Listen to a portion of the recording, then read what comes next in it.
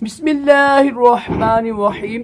فرمان مصطفیٰ صلی اللہ تعالی علیہ وآلہ وسلم، مجھ پر درود کی کثرت کرو، بے شک یہ تمہارے لیے طہارت ہے۔ صلو علی الحبیب۔ مہمان کو دروازے تک چھوڑ کے آنا یہ بھی سنت مبارک ہے۔ راشد عطاری خوابوں کی تعبیر لے کر پیش خدمت ہے، اور آپ دیکھ رہے ہیں خواب کی حقیقت۔ آج جو ہم خواب کی تعبیر سنیں گے وہ بھی مردے ہی کے بارے میں ہے۔ اور دیکھیں جو مردوں کے بارے میں ہے نا، بیچارے لوگ بڑے پریشان رہتے ہیں۔ دیکھیں جو مردے ہیں نا، اس کی تعبیریں تقریباً 80-90 تعبیریں ہیں۔ ضروری نہیں ہے کہ ساری بری ہوں۔ یہ مسجد نبی کو دیکھنا، خانہ کعبہ کو دیکھنا، یہ بھی اس کی بھی کچھ تعبیریں بری ہوتی ہیں۔ اللہ کو دیکھنا، اس کی بھی کچھ تعبیریں بری ہوتی ہیں۔ میں نے پیچھے بیان کیا شروع میں نا، الحمدللہ میری تقریباً 300 میں ویڈیو ہو گئی ہوں گی۔ تو آج جو ہم خواب کی تعبیر سنیں گے وہ مردے کے ہے۔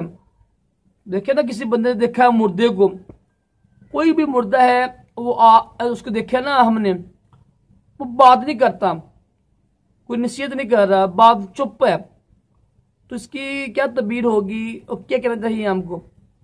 کسی نے خواب میں دیکھا کوئی مردہ آیا ہے، خاموش ہے، کوئی بات نہیں کرتا ہے، خاموش ہے، تو اس کی نہ اسے سلام کیا، نہ اسے بات کی، نہ کوئی گفتگو کی ہے، نہ کوئی نصیحت کی ہے، اس کی تعبیر کیا ہوگی؟ ہم کیا کریں؟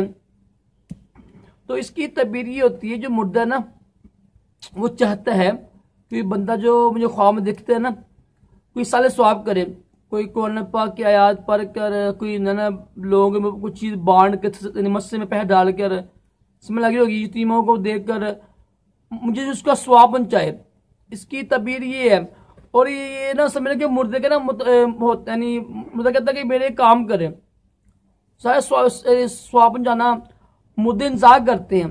یہ بغیر الحمدللہ حدیث پاک میں لکھ دوں گا اوپر حوالہ بھی۔ تو خواب میں دیکھا کہ کوئی مردہ آیا ہے نا، اور وہ بولتا نہیں ہے، چپ کیا ہوا ہے، نہ کوئی سلام کی، نہ کوئی باتیں کی، نہ کوئی اس نے نصیحت کی ہے، تو اس کی تعبیر یہ ہے کہ وہ چاہتا ہے کہ جو مجھے دیکھنے والے، خواب دیکھنے والے نا، وہ ان کو یعنی ثواب پہنچائے۔